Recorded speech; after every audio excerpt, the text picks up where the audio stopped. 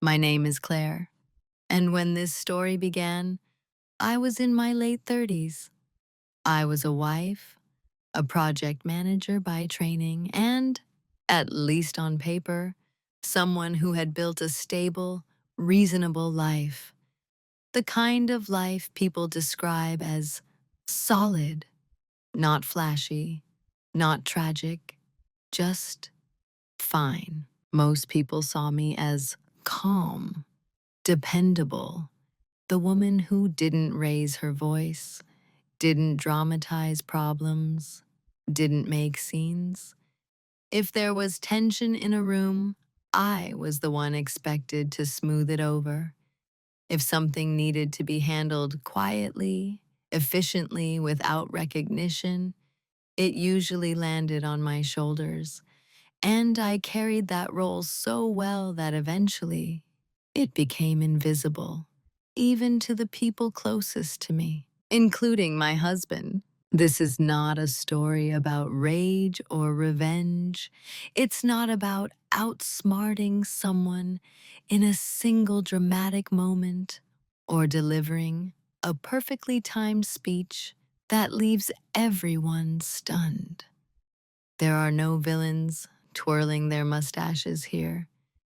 There are only familiar lies and what happens when they fall apart in unfamiliar places. My husband claimed he was working late until I saw him at the hotel bar. What I want to offer you is an honest account of how small dismissals accumulate, how being underestimated can feel almost comfortable until one day it doesn't. How silence, when chosen intentionally, becomes something very different from silence imposed on you. This story moves through phases. First, the version of myself that others found useful. Then the subtle cuts that didn't look like wounds at all. The way disrespect becomes normalized when it arrives wrapped in routine. And eventually, the moment when observation turns into clarity. There is no sudden transformation here, no overnight awakening. What happens instead is a gradual shift, from reacting to watching, from explaining to documenting, from hoping to deciding. I won't sensationalize what my husband did, and I won't pretend I was perfect. I stayed quiet longer than I should have, not because I was weak, but because I believed understanding would eventually be reciprocated. I believed honesty would naturally surface if I waited patiently enough. It didn't. What did surface was something else, a kind of calm resolve that surprised even me. The realization that I didn't need to convince anyone of my worth. I only needed to stop participating in a version of my life that depended on being overlooked. If you're expecting a dramatic confrontation, you may be surprised by how restrained this story is. If you're expecting chaos, you'll find something closer to order. And if you've ever sensed that you were being slowly edited out of your own relationship, you may recognize more of yourself here than you expect. So before we go any further, let me ask you something gently, without judgment. Have you ever noticed a moment when you stopped explaining and simply started paying attention instead? To the people around me, I was easy to define. I was the reliable one, the wife who remembered birthdays, who kept the shared calendar running smoothly, who noticed when the fridge was empty before anyone else did. At work, I was the person managers trusted with projects that were already behind schedule, not because I was loud or charismatic, but because I didn't panic. I absorbed pressure quietly. I delivered without drama. That reputation followed me everywhere.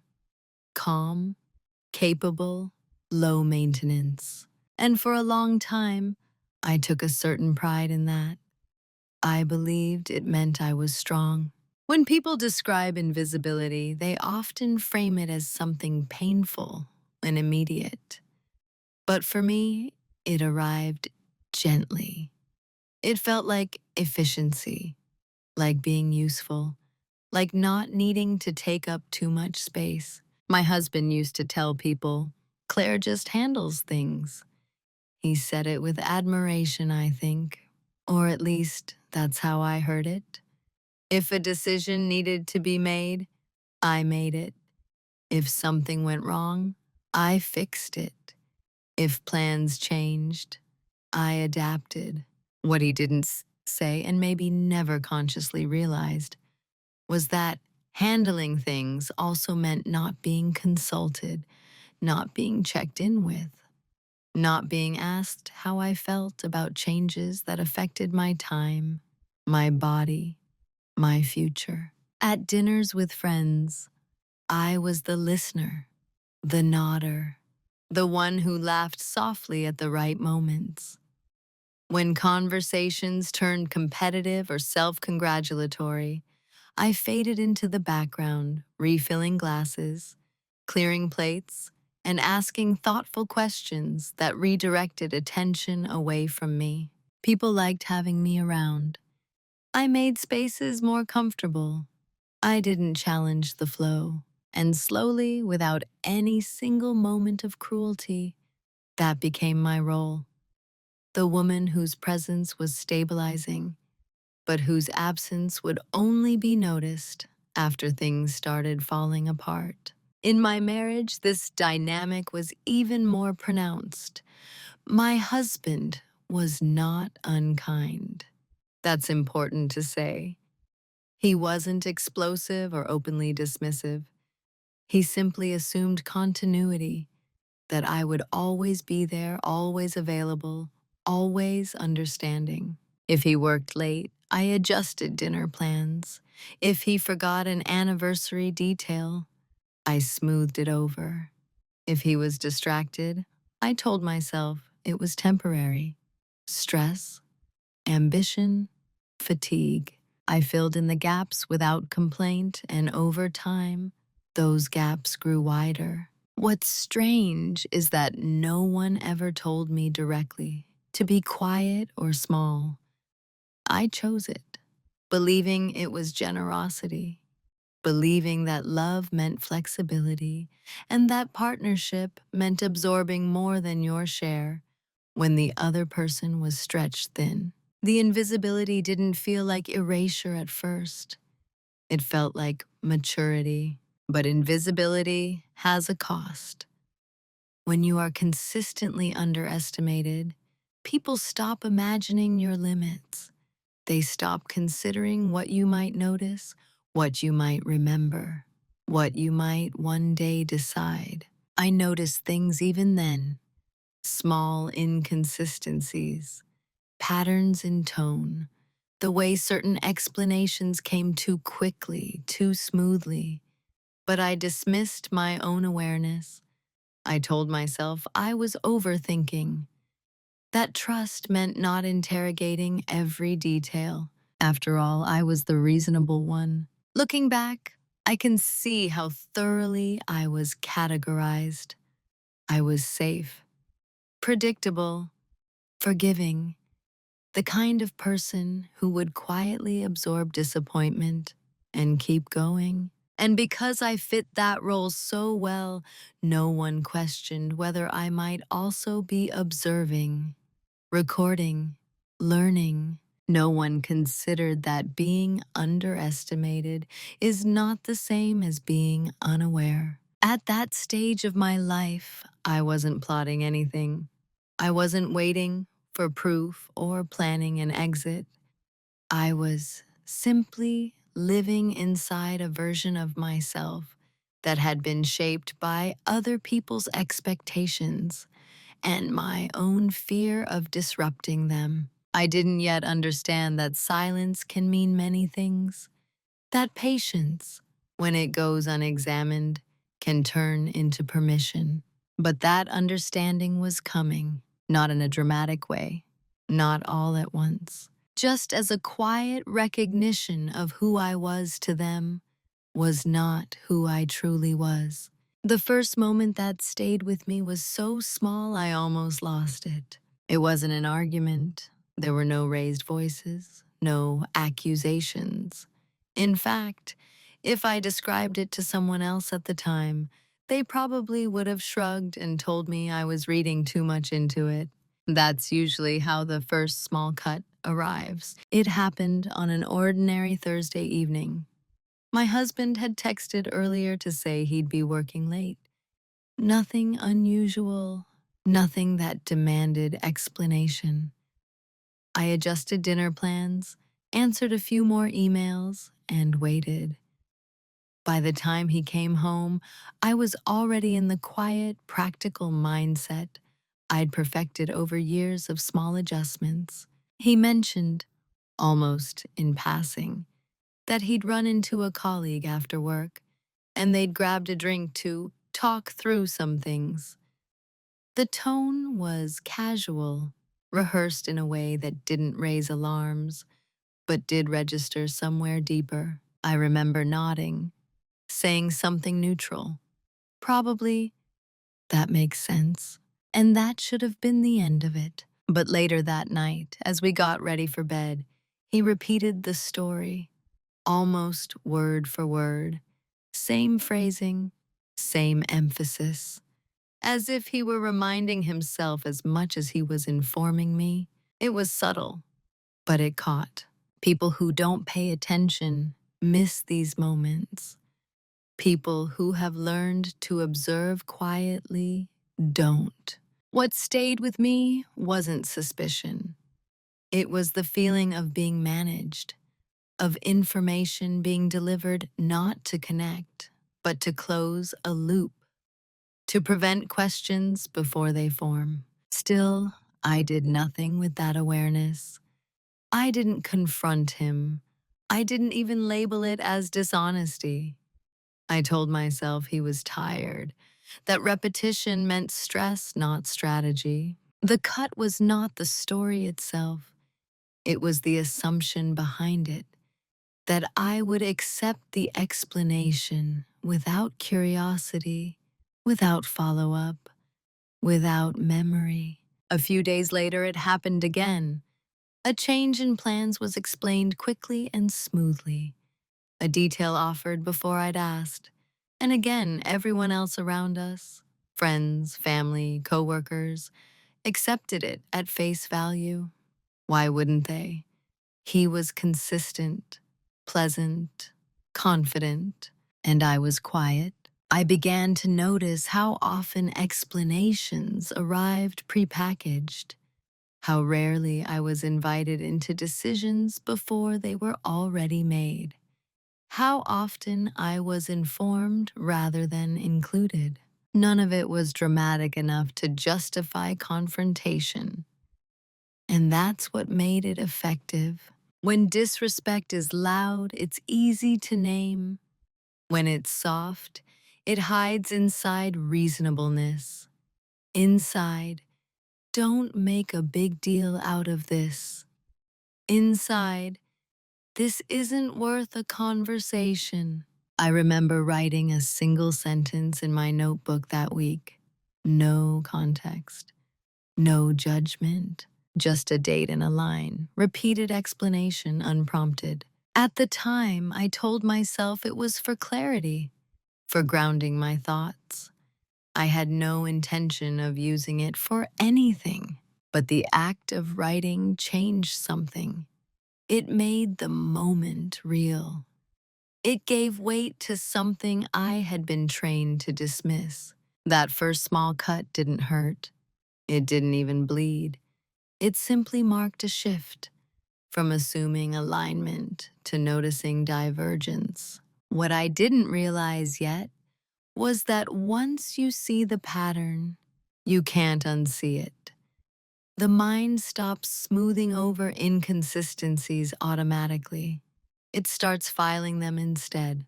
And still, I stayed quiet. I stayed kind. I stayed reasonable. Because at that stage, silence wasn't a strategy. It was a habit, and habits are hardest to question when they've been rewarded for years. Once the first small cut healed over, it became easier to accept the next one. That's how normalization works.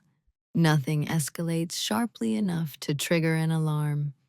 Instead, the line of what's acceptable shifts so gradually that you don't realize how far you've moved from where you started. In our marriage, the patterns settled into something deceptively calm.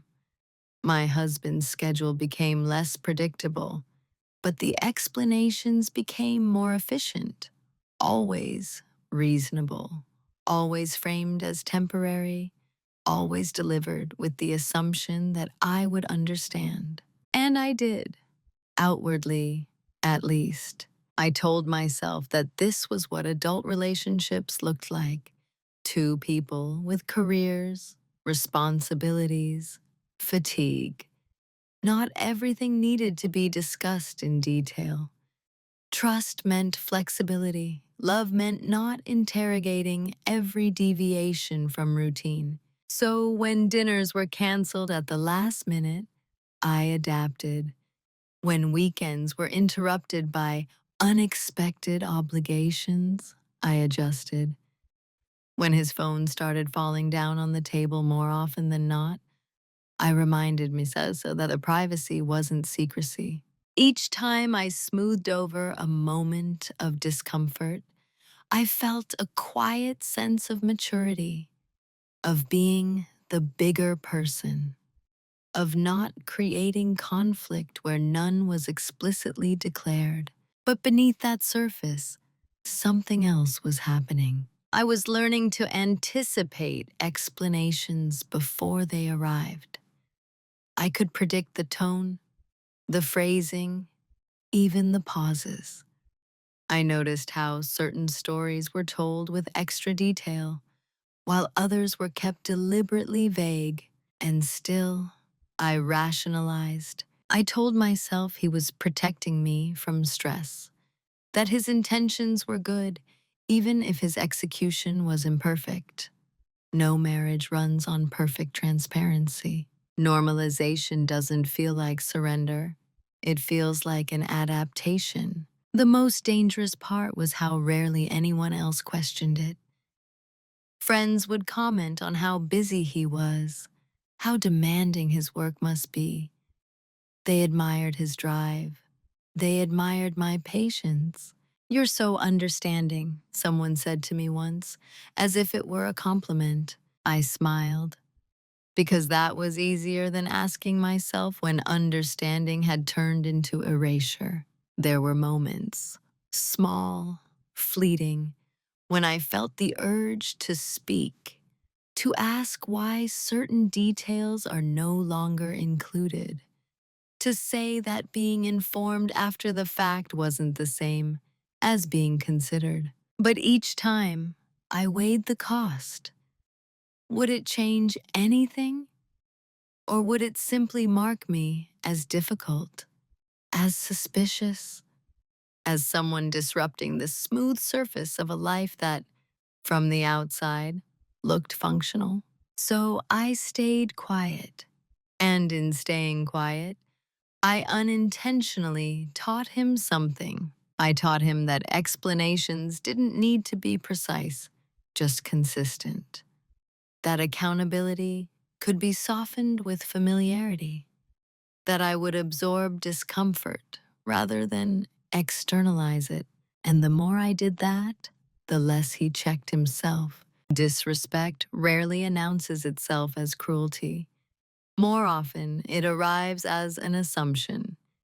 The assumption that your time is flexible, that your emotional labor is endless, that your silence is consent. I began writing more often in my notebook. Not accusations, not conclusions, just observations, dates, phrases, shifts in behavior. At first, I told myself it was for my own sanity, a way to ensure I wasn't imagining things. a way to ground myself in facts instead of feelings. But slowly, something else emerged. A pattern. And patterns, once visible, change the internal balance of power, even if nothing outward shifts yet. Still, I didn't confront him.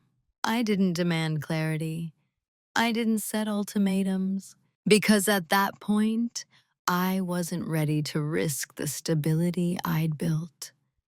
I was still invested in the version of us that worked, even if it worked unevenly. Normalization is comfortable.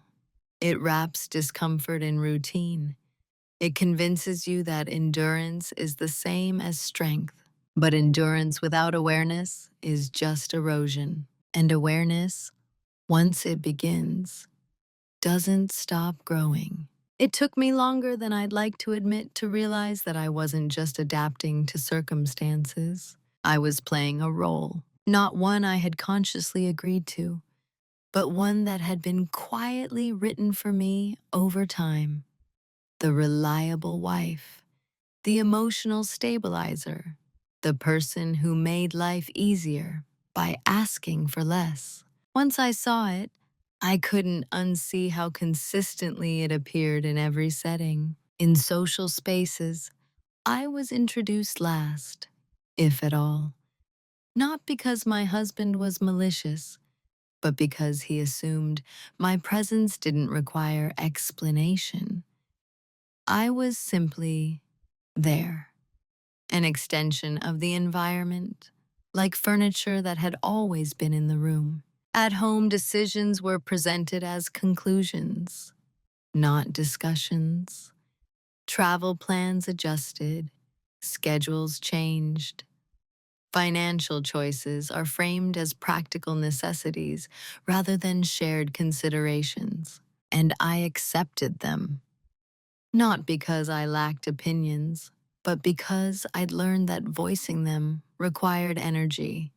And energy was something I was always encouraged to conserve for more important things. The role was clear.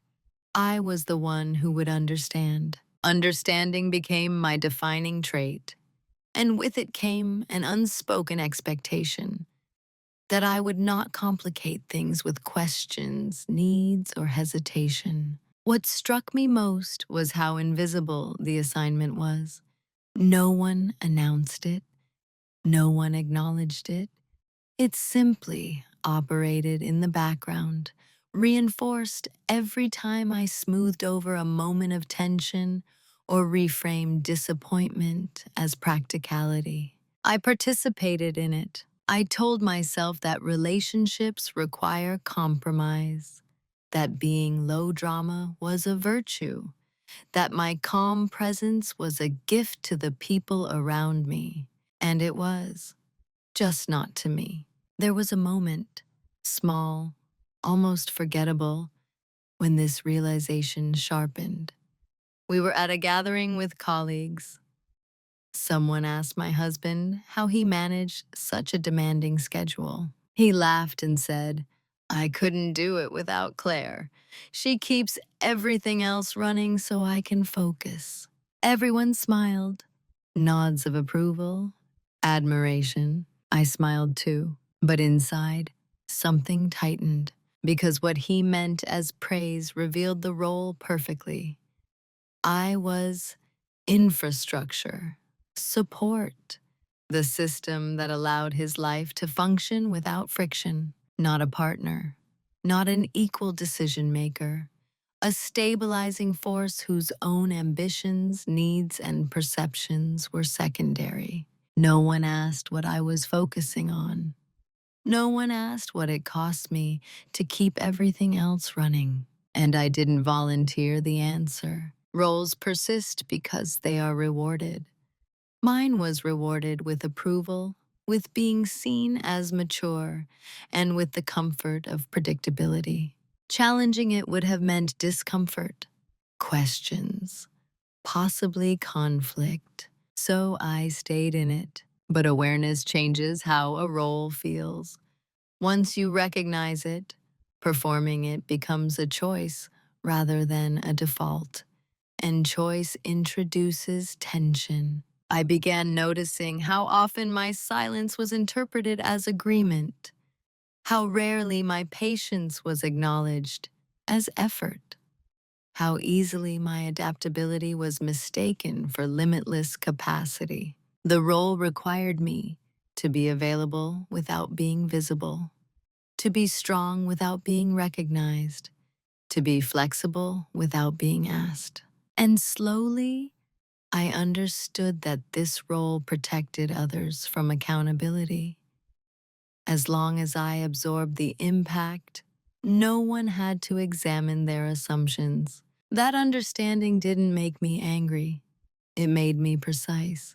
Because once you see the role you've been assigned, you can decide whether to keep playing it. And I was getting closer to that decision. The day something shifted didn't arrive with a confrontation or a discovery. It arrived with stillness. It was a weekday afternoon, quiet in the way only midweek hours can be. I had taken the day off to reset. No errands, no obligations, just space. The house was calm. Sunlight fell across the kitchen table in a way that felt almost deliberate, as if the day itself had slowed down. I was making coffee when my husband texted to say he'd be working late again. Same phrasing, same casual certainty. And for the first time, I didn't respond right away. I stood there, phone in my hand, and noticed something unusual. Not suspicion, not anger, but clarity. A kind of emotional distance that allowed me to observe my own reaction instead of being inside it. I realized I already knew how the evening would unfold. Dinner adjusted. A brief explanation later, a familiar rhythm. And suddenly that predictability felt heavy. Not because it was dramatic, but because it was complete. There was no space left in it for surprise, curiosity, or mutual consideration. I set the phone down without replying and finished making my coffee. That moment, choosing not to immediately accommodate, was small, invisible to anyone else. But internally, it marked a shift from reflex to intention. Later that afternoon, I sat at the table with my notebook open, not to record anything new, but to reread what I'd already written over the past few months. Dates, patterns, repeated phrases, missed moments. Seeing it all together was different from noticing things one at a time. It wasn't evidence of betrayal. It was evidence of an imbalance. And imbalance, when sustained long enough, becomes a decision, whether you consciously make it or not. What shifted that day was my relationship to silence. Before, silence had been something I defaulted to in order to keep the peace. That afternoon, silence became space, a place where I could hear my own thoughts without rushing to manage someone else's expectations. I realized that I had been explaining his behavior to myself more thoroughly than he ever had to explain it to me. That realization wasn't painful. It was clarifying. I didn't feel the urge to confront him. I didn't feel the need to demand answers. What I felt was a quiet certainty that something had already changed, and that trying to force a conversation would only pull me back into a dynamic where I did all the emotional work. That evening, when he came home later than usual, he offered the same smooth explanation. I listened. I nodded. But I noticed something else: how little it affected me. The shift wasn't in his behavior. It was in my internal orientation. I was no longer reacting. I was observing. And observation creates distance. Distance creates choice. I went to bed that night without the familiar undercurrent of unease. Instead, there was a calm resolve I didn't yet have words for. I understood that I didn't need proof to change my posture. I didn't need a dramatic revelation to justify paying attention. The shift was not about catching him. It was about reclaiming myself. From that day forward, silence was no longer something that happened to me. It was something I chose. When silence becomes a choice, it feels different in the body. It's no longer heavy or constricting. It doesn't sit in your throat, waiting to be swallowed. Instead, it settles lower, steady, deliberate, grounded. After that quiet shift, I stopped filling gaps automatically, not in a noticeable way. I didn't change my tone or my routines. I simply paused where I used to rush. If my husband said he'd be late, I acknowledged it without rearranging my entire evening. If plans changed, I let them change without smoothing the edges for him. I listened without offering reassurance he hadn't asked for. And because I didn't announce this shift, it went largely unnoticed. Silence, when chosen, often looks like compliance to people who benefit from it. He continued as before, confident in the familiar rhythm. Explanations arrived on schedule. Stories remained efficient.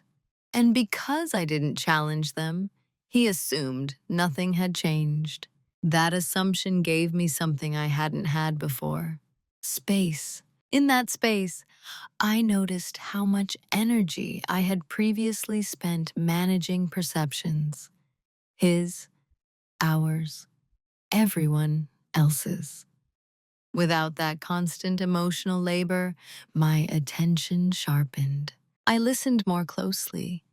I watched patterns settle into predictability. I noticed how rarely he asked about my day anymore, and how reflexively I used to volunteer summaries to fill that absence. So I stopped volunteering. What surprised me was not his reaction, but the lack of one. When you remove effort that has long been taken for granted, people don't always notice right away. They simply enjoy the absence of friction. Silence in that phase was mistaken for ease, and I let it be mistaken. I wasn't withholding affection or kindness. I was withholding access to my internal world. I shared less not to punish, but to protect. At night, I wrote more intentionally, not obsessively, precisely. I tracked patterns without emotion attached. I noted timing, language, and frequency. I didn't interpret. I recorded. This wasn't about building a case against him. It was about understanding the reality I was living in without the distortions of hope or fear. I also noticed how silence changed me. Without the need to explain myself constantly, my thoughts became clearer. My boundaries, previously blurred by accommodation, began to take shape. I wasn't planning anything yet. I was simply refusing to interrupt my own awareness. From the outside, I remained the same: calm, supportive, low drama. The role still fit me well enough that no one questioned it. But internally, I had stepped out of it. Silence had become a tool, not a shield. And like all tools, its power depended on how intentionally it was used. The most important thing I learned during that period was this: people reveal more when you stop helping them manage the narrative. By not reacting, not reassuring, not filling silence with understanding, I allowed space for consistency, or the lack of it, to emerge naturally. And it did, quietly. What they never noticed was not what I discovered. It was how I prepared. There's a difference between reacting to information and positioning yourself around it. Most people assume preparation looks like secrecy or tension: furtive glances, sudden changes, emotional volatility. But real preparation is often invisible because it doesn't disrupt anything on the surface. I didn't suddenly become colder. I didn't withdraw socially.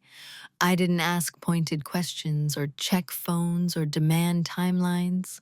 I simply stopped assuming. And in that absence of assumption, clarity had room to grow. I began to see our life as a system instead of a story.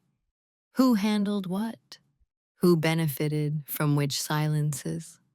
Where dependencies existed and where they didn't. I noticed that I already managed more than I realized.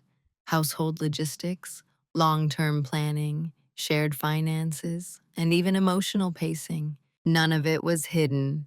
It just wasn't acknowledged. So I began documenting with intention, not to trap him, not to expose him, but to ground myself in reality.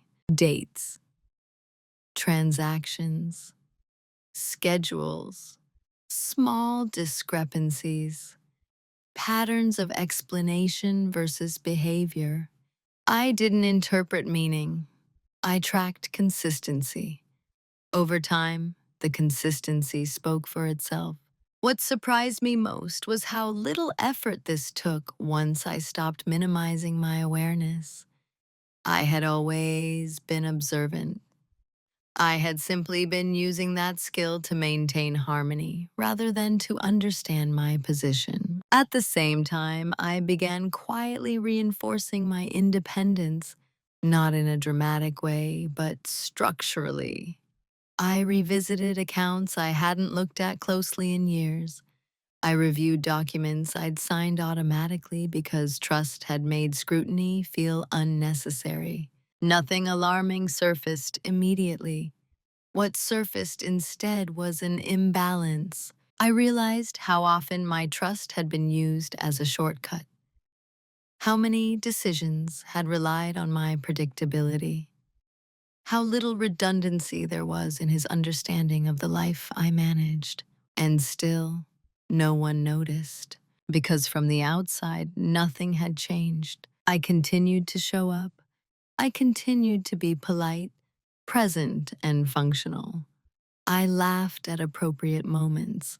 I participated just enough to maintain continuity. That's the thing about quiet preparation. It doesn't announce itself. It looks like normalcy. People assume awareness comes with confrontation. They don't imagine someone observing silently, adjusting internally, building clarity without drama. I also noticed how comfortable he had become with my silence, how he filled it with his own assumptions, how rarely he checked for alignment. That comfort told me something important. He believed the role I'd been playing was permanent. And that belief was not my responsibility to correct. I wasn't angry during this phase. I was focused, calm, almost clinical. Preparation, I learned, is not fueled by emotion. It's fueled by self-respect. I wasn't gathering leverage yet. I was gathering understanding. Understanding of what was shared, what was assumed, and what would need to change if I chose myself. And choice, real choice, requires information. The most invisible part of all of this was internal. I began imagining futures that didn't revolve around maintaining balance for someone else. Futures where my calm wasn't used as infrastructure, but as preference. I didn't commit to anything. I just allowed myself to imagine options. That alone shifted something fundamental, because once you see options, staying becomes a decision rather than an inevitability. And that, more than anything, was what they never noticed. They never noticed that I had stopped asking, how do I make this work? And started asking, what do I actually want? By the time the truth began to surface, I was no longer scrambling to understand it. I was already positioned to respond. The private reveal didn't come with shock. That's what surprised me most. When it happened, I didn't feel the rush of adrenaline people describe, the racing heart, the sudden heat behind the eyes. What I felt instead was recognition, a quiet alignment between what I had already sensed and what was now undeniable. It happened on a night I hadn't planned to go out. My husband had said he'd be working late again. Same phrasing, same casual certainty. I had already adjusted my expectations, not my schedule, just my assumptions. A friend texted last minute asking if I wanted to meet for a drink downtown. I hesitated, then agreed. Not to escape anything, just to step into a different space for an hour. The hotel bar wasn't unusual. It was the kind of place people used for business meetings, quiet conversations, and anonymity. Soft lighting, neutral music, a room designed for people who didn't want to be remembered. I arrived early and sat at the bar facing the mirror behind the shelves. I ordered something simple and let my mind stay neutral. And then I saw him, not through dramatics, not through coincidence, engineered by fate, just through reflection. He was seated a few stools away, angled slightly away from me, his posture relaxed in a way I hadn't seen at home in months. He wasn't alone. The interaction wasn't loud or explicit. It didn't need to be. What mattered was not who he was with. What mattered was where he was, and the fact that he had told me, clearly, casually, that he was somewhere else. Time didn't slow down. My chest didn't tighten. I didn't feel betrayed in the cinematic sense. I felt calm. Because this wasn't a revelation in the way people imagine revelation. It was confirmation. I didn't confront him. I didn't leave abruptly. I didn't even change my expression. I finished my drink, paid, and walked out without being seen. In the car, I sat for a few minutes before turning the key. Not to cry, not to scream, just to let the reality settle without interpretation. I didn't need to decide anything that night. That was the power of preparation. At home later, he arrived when he said he would. He offered an explanation consistent with the one he'd already given me. I listened. I nodded. I didn't interrupt. He didn't know that the story had already collapsed. Not because it was dramatic, but because it no longer aligned with reality. That night, I wrote in my notebook with unusual steadiness. Not about him, about me. I wrote down what I now knew for certain, that my silence had been mistaken for absence, that my awareness had been underestimated, that honesty had been replaced by convenience. There was no satisfaction in that knowledge, no sense of victory, only clarity. The private reveal wasn't about catching him in a lie. It was about seeing myself clearly within the situation. I understood then that the relationship I thought I was preserving no longer existed in mutual form. It had become a structure supported by my flexibility and his assumptions. And structures like that don't collapse loudly. They simply stop being worth maintaining. I slept deeply that night, because nothing hurt, but because nothing was unresolved. The decision point did not feel urgent. There was no internal countdown, no pressure to act quickly before something slipped away. In fact, what defined that moment was the absence of panic. I wasn't deciding under emotional duress. I was deciding based on stability. That changed everything. For days after the private reveal, I did nothing differently. I went to work. I answered emails. I made dinner when I felt like it, and didn't when I didn't. From the outside, continuity remained intact. Internally, I was standing at a crossroads I hadn't allowed myself to see before. I understood, with surprising clarity, that I had multiple options. I could confront him immediately, armed with what I knew. I could demand explanations, apologies, and reassurances. I could push for transparency and hope that remorse would rebuild something salvageable. I could also stay silent and continue observing, letting the situation unfold further until it reached a point of undeniable exposure. Or I could choose something else entirely. For the first time, I evaluated these options without prioritizing his comfort, without imagining how each path would affect his stress, his reputation, and his sense of stability. I centered myself instead. What did I want? Not emotionally, but structurally. I realized I didn't want to manage another repair cycle. I didn't want to become the investigator, the monitor, the keeper of renewed promises. I didn't want a version of honesty that only arrived once it was cornered. And I didn't want revenge. What I wanted was alignment between what was said and what was done, between who I was and how I lived. That alignment no longer existed in my marriage. The irreversible option wasn't dramatic. It didn't involve exposing him or dismantling his life.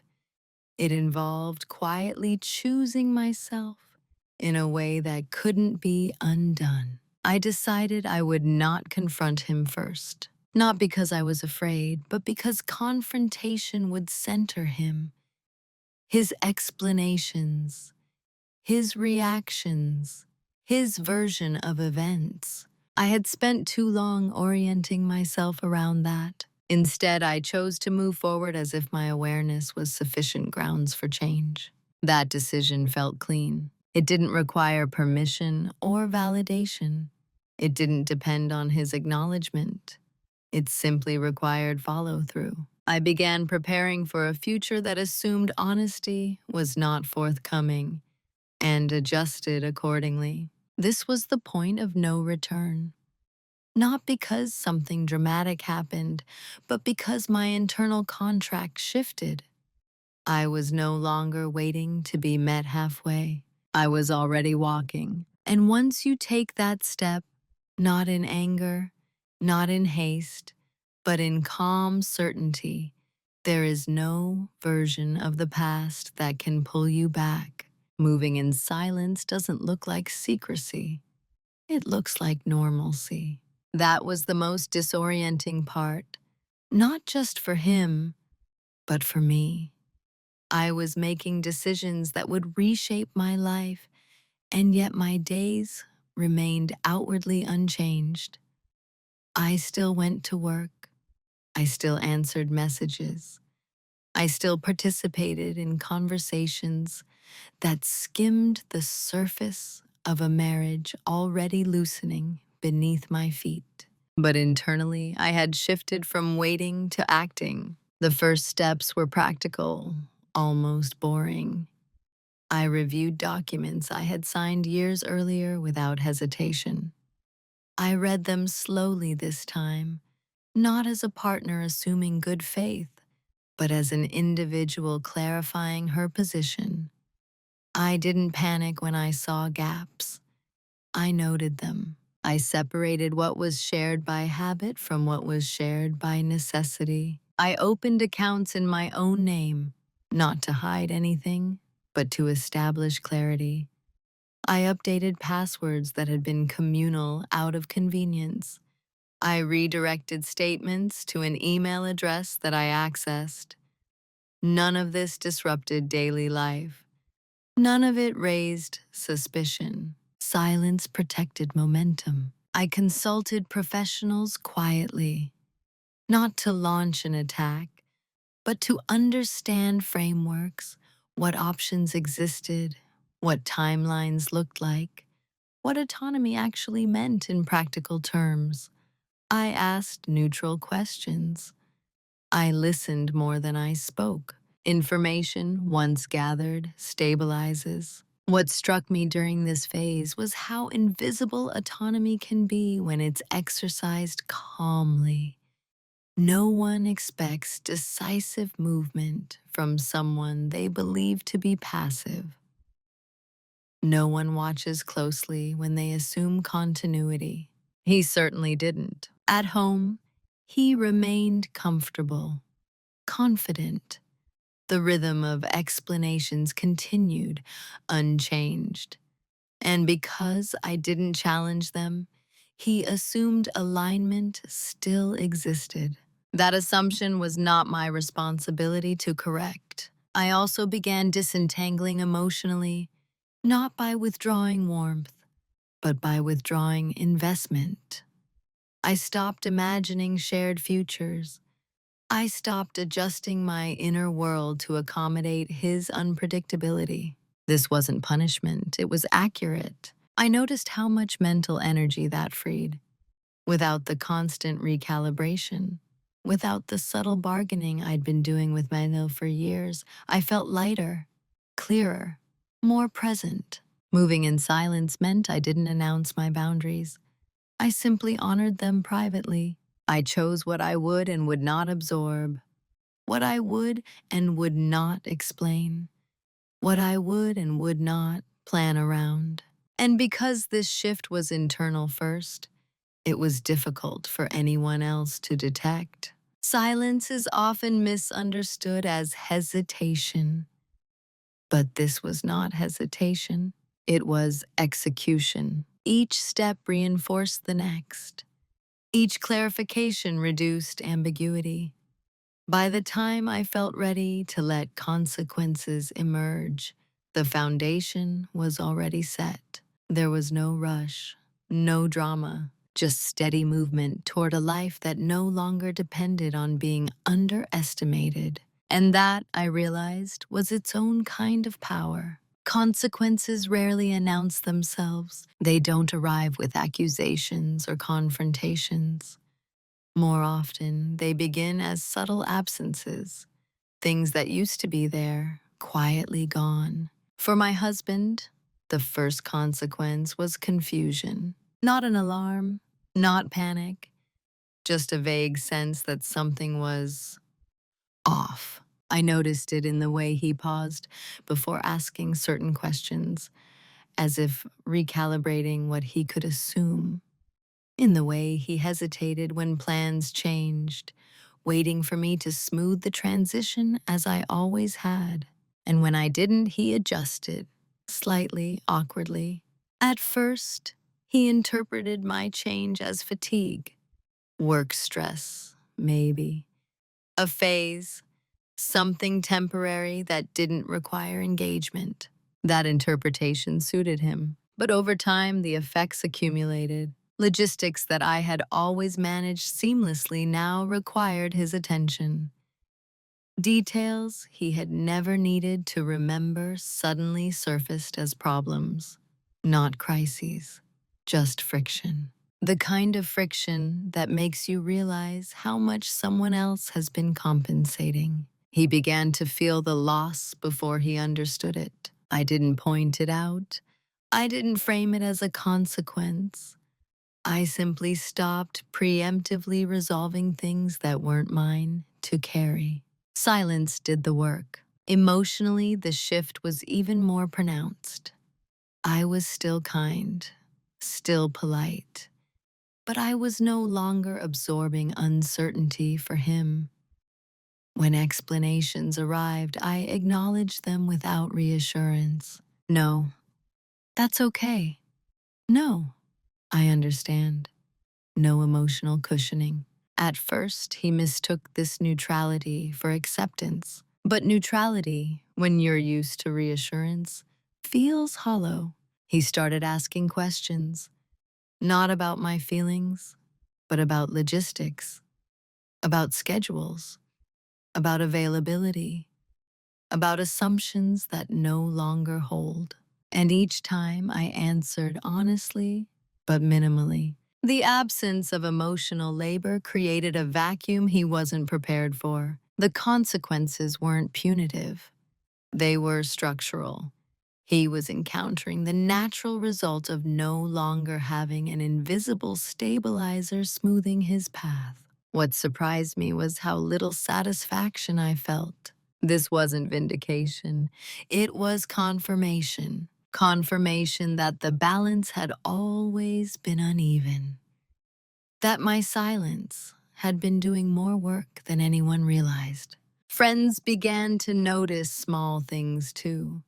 Nothing they could name, just a shift in dynamic, less ease, less predictability. No one blamed him. No one blamed me. They simply sensed that something had changed, and I let them sense it. The most telling moment came when he said one evening, "You've been really quiet lately." It wasn't an accusation. It was an observation tinged with uncertainty. I met his gaze and said calmly, "I've been listening."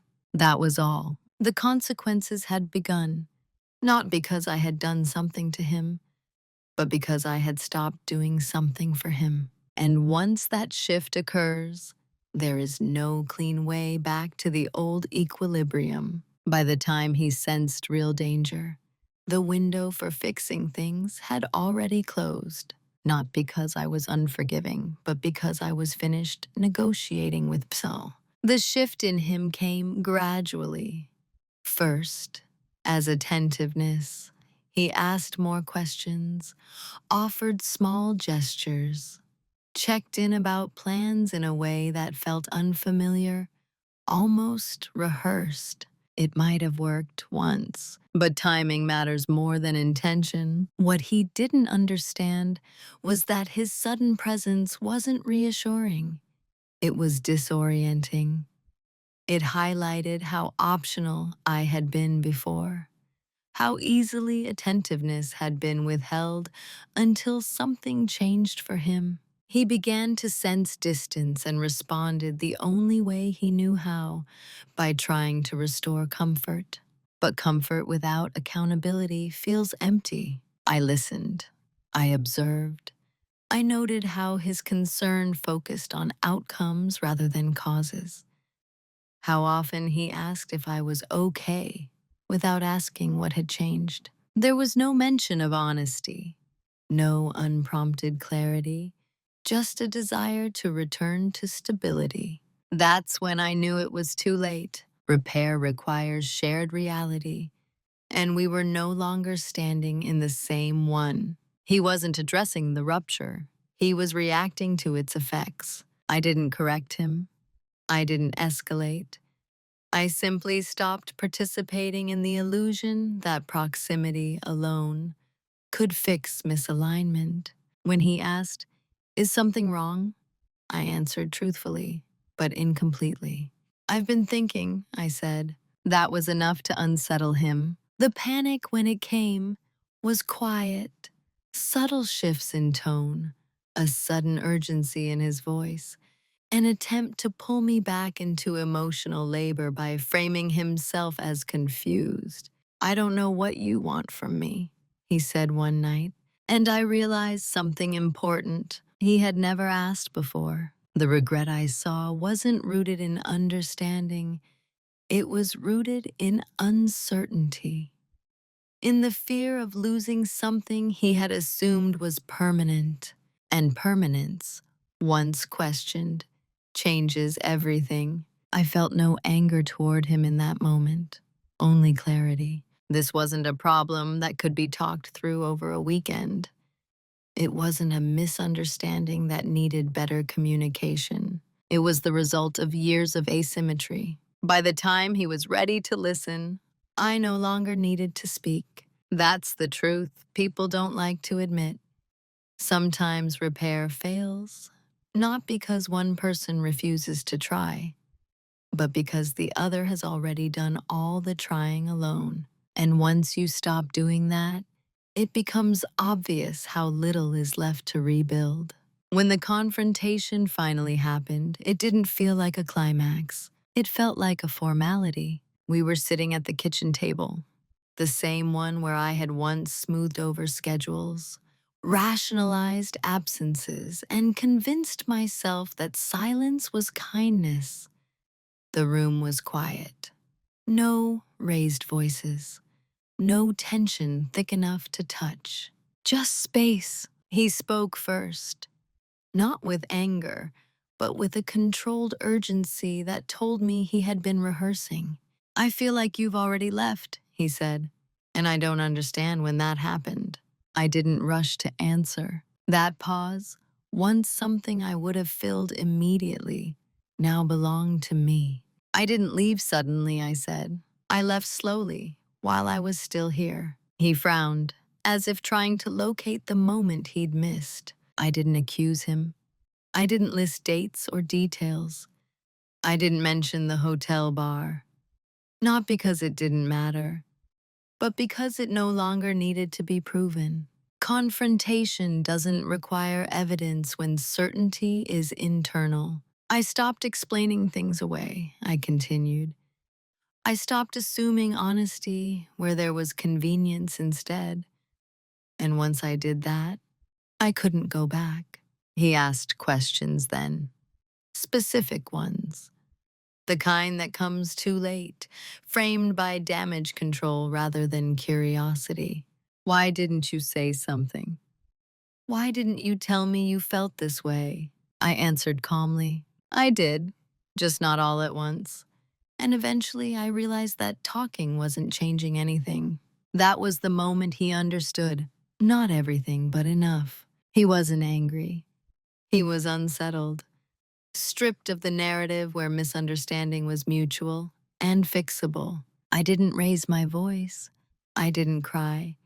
I didn't try to make him feel my pain. I didn't need to. "I'm not here to punish you," I said, "and I'm not here to be convinced. I just need to be honest now, even if it's uncomfortable." The conversation ended without resolution in the traditional sense. No promises, no bargaining, no dramatic declarations, just acknowledgement. He saw then that the dynamic had already shifted, that I wasn't asking for change. I had already changed. And that frightened him more than anger ever could. When we stood up from the table, nothing was broken. Nothing was thrown, but something was finished. Quietly, completely. Who I am now is not a reaction to what happened. That distinction matters to me. I didn't rebuild myself out of defiance or bitterness. I didn't reinvent my life to prove a point. What emerged after everything settled was quieter than transformation stories usually are, but far more stable. I am still calm, still reflective, still someone who notices patterns before they're obvious. But I am no longer invisible to myself. The biggest change is not external. It's not in how I dress, where I live, or how I speak. It's in what I no longer override. I don't rush to interpret other people's behavior in the most generous way possible at my own expense. I don't fill silence to ease discomfort that isn't mine to carry. I don't assume responsibility for maintaining emotional balance in rooms where I didn't disrupt it. That doesn't make me colder. It makes me accurate. I trust my observations now. Not in a suspicious way, but in a grounded one. If something feels misaligned, I don't immediately look for reasons to dismiss that feeling. I sit with it. I let it clarify itself. I've learned that calm doesn't have to mean accommodating, that understanding doesn't require self-erasure, that silence, when chosen, is not weakness, but discernment. The woman I am now still listens, but she also decides. I no longer need to be underestimated to feel safe. I don't rely on being easy to earn belonging, and I don't mistake longevity for loyalty. What surprises people is that I don't speak badly about my past. I don't narrate it as trauma or villainy. I see it as information. Painful at times, yes, but formative. It taught me how easily clarity can be delayed when you confuse patience with virtue. It taught me that waiting for honesty to arrive voluntarily is not the same as trusting. It's deferring agency. And it taught me that the most decisive changes often happen long before anyone else notices. I didn't leave louder. I left clearer. And clarity has a way of staying with you. I don't know exactly how my story will land with you. Some people hear it and wish I had spoken sooner. Others wish I had fought harder. Some may wonder why I stayed as long as I did. I've wondered all of that too. But who I am now understands this. Growth rarely happens in perfect timing.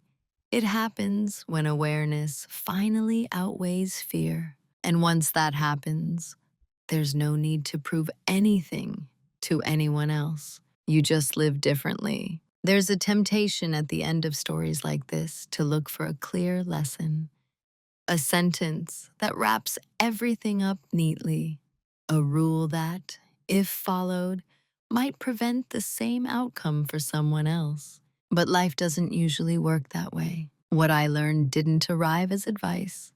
It arrived as understanding. I learned that familiar lies don't always collapse under confrontation. More often, they fall apart quietly when they're carried into spaces where they no longer fit. In unfamiliar places, routines lose their cover, assumptions lose their protection, and the truth doesn't need to shout to be heard. I also learned that silence is not inherently noble or harmful. It depends on who it serves. Silence used to protect harmony at the cost of your own clarity will eventually hollow you out. Silence used to protect your awareness, your timing, and your autonomy can be a form of self-respect. Neither version looks dramatic from the outside. Only one is sustainable. This story isn't about catching someone in a lie. It's about what happens when you stop explaining away patterns that ask you to disappear. When you stop translating someone else's convenience into your responsibility. There was no single moment that destroyed my marriage.